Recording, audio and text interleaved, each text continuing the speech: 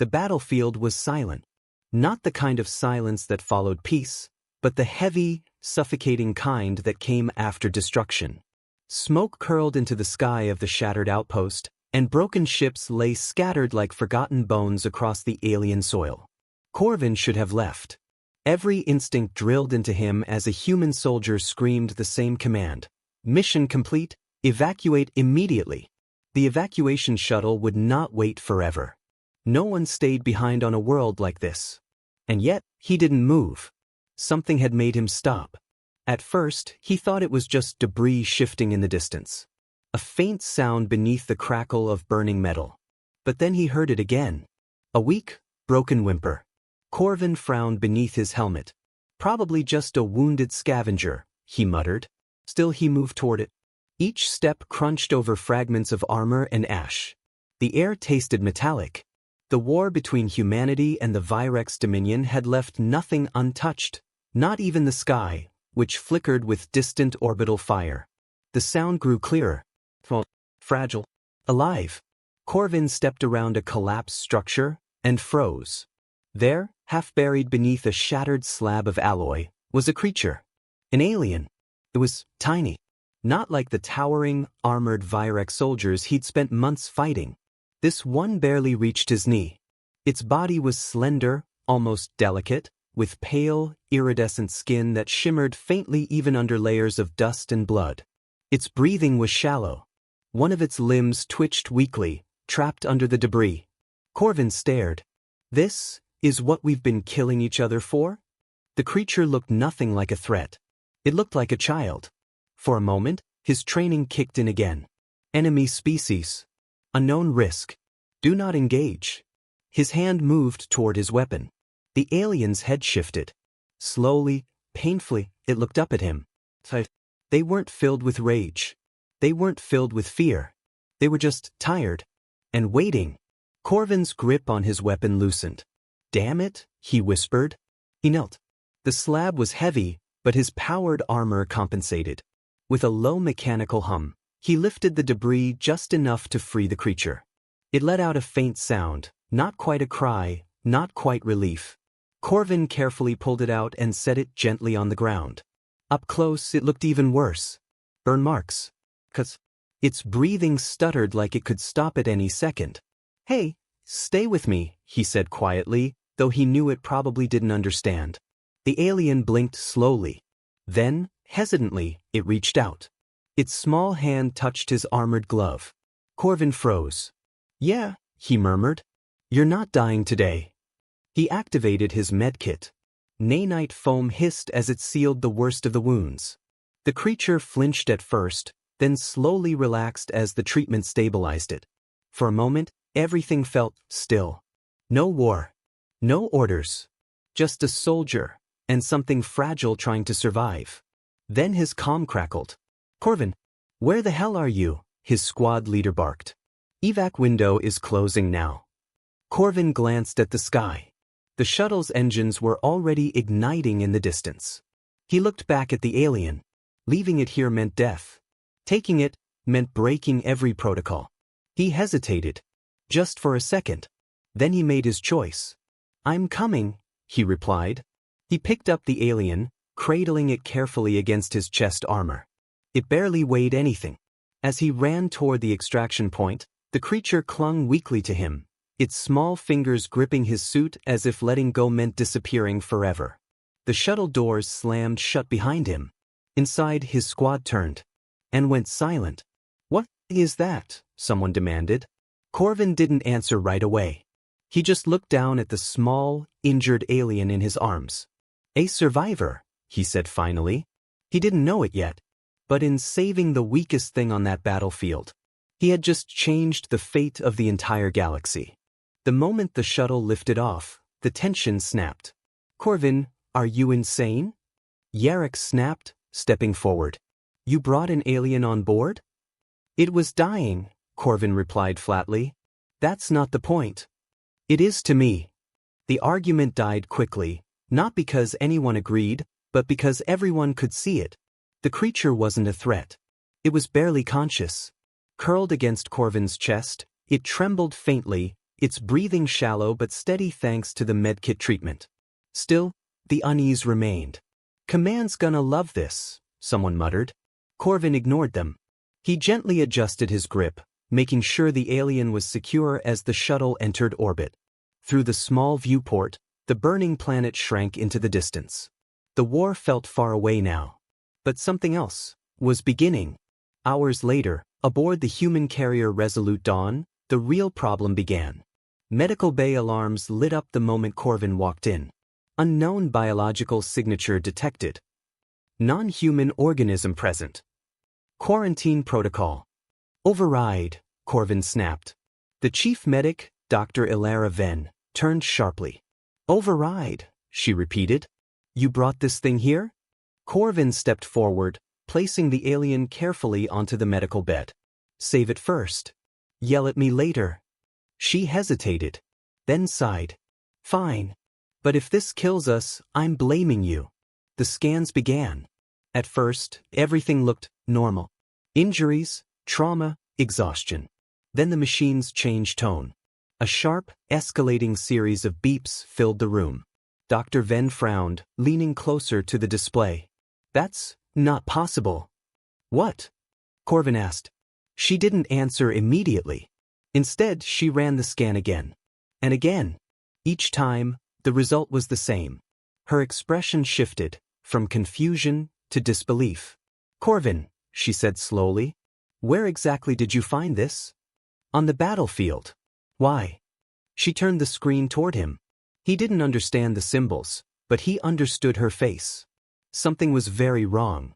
This isn't just any Virex, she said quietly. Its genetic markers are heavily encoded, layered, protected. Meaning? She hesitated. Meaning this level of biological encryption is only used for one class of individual. Corvin felt a chill run through him. What class? Dr. Venn met his eyes. Royalty. Silence. Heavy. Absolute. You're telling me, Corvin started. Yes, she interrupted. You didn't just pick up a random survivor. Her voice dropped. You brought the heir to the Virex Dominion onto a human warship. As if the universe itself wanted to confirm it, the alien's eyes slowly opened. And for the first time, they weren't weak. They were aware, ancient, and watching. The moment the alien woke, everything changed. It didn't move much, just a slight shift of its head as its glowing eyes scanned the room. But that single glance carried something heavy, something far beyond fear or confusion. Recognition. Understanding. Corvin felt it instantly. This isn't just a kid, he murmured. Dr. Venn nodded slowly. No, it's not. The alien's gaze locked onto Corvin. For a moment, neither moved. Then, weakly, but deliberately, the creature lifted its hand again. Just like before. Corvin hesitated, then stepped closer. Its fingers touched his glove. And this time, the lights flickered. Every monitor in the room spiked at once. Energy surge, one of the medtechs shouted. Where is that coming from? Dr. Venn stared at the readings in disbelief. It's emitting a signal. Signal? Corvin repeated. She swallowed. Not random. Structured. Encoded. Her voice dropped. It's calling something. Across the galaxy, something answered. Deep within Virex-controlled space, a fleet stirred. Massive warships, silent, ancient, and deadly, shifted from standby. A transmission spread instantly across their network. Royal signature detected. Coordinates locked. Target identified. And one command echoed across every vessel. Retrieve the heir. At any cost. Back on the Resolute Dawn, chaos erupted. Unidentified fleet signatures incoming. How many? Too many. Corvin's blood ran cold. Dr. Venn looked at him. They're coming for it. No, Corvin said quietly. He looked down at the small alien, still weak, still fragile, but now glowing faintly with an otherworldly light. They're coming for them. The ship's alarm screamed. Battle stations. All hands, prepare for engagement. The captain's voice thundered through the halls. We are about to be boarded. Corvin didn't move. He just stood there, staring at the being he had saved. The weakest alien on the battlefield. The one no one wanted. Now the most important life in the galaxy. And suddenly, the alien's grip tightened on his hand. Not in fear, but in trust. Corvin exhaled slowly. "Yeah," he said. His voice hardened. "I'm not giving you back." Outside, the first Virex warships dropped out of hyperspace. And the war was no longer about planets. It was about one life. The first impact shook the Resolute Dawn like a dying star. Shields at 60%. Boarding vessels incoming. The Virex fleet didn't hesitate. They didn't negotiate. They came to take what was theirs. Inside the medical bay, Corvin stood still. Around him, chaos surged, soldiers rushing, alarms screaming, but his focus never left the small alien gripping his hand. "You need to move," Dr. Venn urged. "If they find you here—" "They will," Corvin said. His voice was calm. "Certain. And when they do, I'll be ready." Minutes later, they came. The doors didn't open. They were torn apart. Virex soldiers flooded in, towering, armored, eyes glowing with cold precision. These were the monsters Corvin had fought for months. And now they weren't here to kill. They were here to retrieve. One of them stepped forward, larger than the rest. A commander. Its gaze locked onto the alien. Then shifted to Corvin. "Human," it said, its voice echoing through a translator. "You are in possession of the royal heir." Corvin didn't move. "Yeah," he replied. "I am." "Release them," the commander said, "and you will be spared." The pause. Then quieter. "Resist, and you will suffer." Every weapon in the room pointed at him. Corvin looked down at the alien. He looked back. No fear. Just trust. He smiled faintly. Then raised his weapon. Not happening. The first shot broke the silence. Then everything exploded. Corvin moved like something unstoppable. Years of war, of survival, of sheer human stubbornness, all of it ignited in that moment. He didn't fight like a soldier anymore. He fought like a wall. Every Virex that came close fell. Every step they took forward, he pushed them back. Even as they overwhelmed him in numbers. Even as his armor cracked. Even as blood filled his vision. He didn't fall. Because behind him was something that trusted him. The Virex commander watched in silence. Then slowly, it lowered its weapon. Enough. The room froze. Even Corvin paused, breathing hard. The commander stepped forward. Not as an enemy, but as something else. "Human," it said quietly. "You stand between us and our future." It looked at the alien, then back at him. "And yet, the heir chooses to remain with you." Corvin blinked. "What?" He glanced back. The alien was holding on to him, not letting go. The commander bowed its head slightly. A gesture of respect. To take the heir by force would be to go against their will. The pause. Then firmly, "And that we will not do." The war stopped. Not with victory. Not with defeat. But with a choice. And for the first time, the galaxy saw something impossible. The human, standing undefeated, at the center of everything. The war didn't end, but it stopped meaning what it used to. 3 days after the standoff aboard the Resolute Dawn, no shots had been fired. Not a single one. Entire fleets, human and Virex alike, remained suspended in orbit across multiple systems, weapons hot, targets locked. Yet no one moved. Because of one impossible truth. The royal heir refused to leave a human. Corvin stood at the edge of the observation deck, staring out at the silent armada. Ships that could erase worlds. Now waiting. Not for orders. For a child. He glanced down. The alien stood beside him, no longer trembling, no longer weak. Its iridescent skin glowed softly now, pulsing with a quiet strength that seemed to bend the air itself. It had healed. More than healed. It had awakened. "You caused all this?" Corvin muttered. The alien tilted its head slightly. Then, gently, it reached for his hand again. He didn't pull away. Not this time. Behind him, the doors slid open. Captain Rhea Solis entered, her expression tight but controlled. You've officially become the most complicated problem in human history, she said. Corvin didn't turn. Wasn't trying to. I know, she replied. That's what makes it worse. She stepped beside him, looking out at the fleets. The Virex have halted all offensives. Not just here, everywhere. Entire battlefronts have gone quiet. Corvin frowned. Because of this? Yes. Her voice softened. Because their heir chose you. The words still didn't feel real. Chosen. By something he didn't understand. In a war he barely survived. What happens now? He asked. Captain Solis hesitated. That depends on you. Before he could respond, the lights dimmed. A transmission. Not forced. Not hostile. Requested. Put it through, Solis ordered. The projection formed slowly. Not a commander this time. Not a soldier. Something higher. A figure emerged, tall, regal, cloaked in living light. The Virex Empress. Every instinct in Corvin's body screamed at him to stand ready. But the figure didn't radiate threat. It radiated gravity. Presence. Human, the Empress spoke. Her voice wasn't just sound.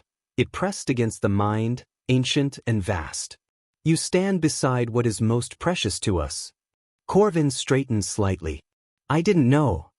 I am aware, she said. And that is why you still live. The pause. You found the heir abandoned. Broken.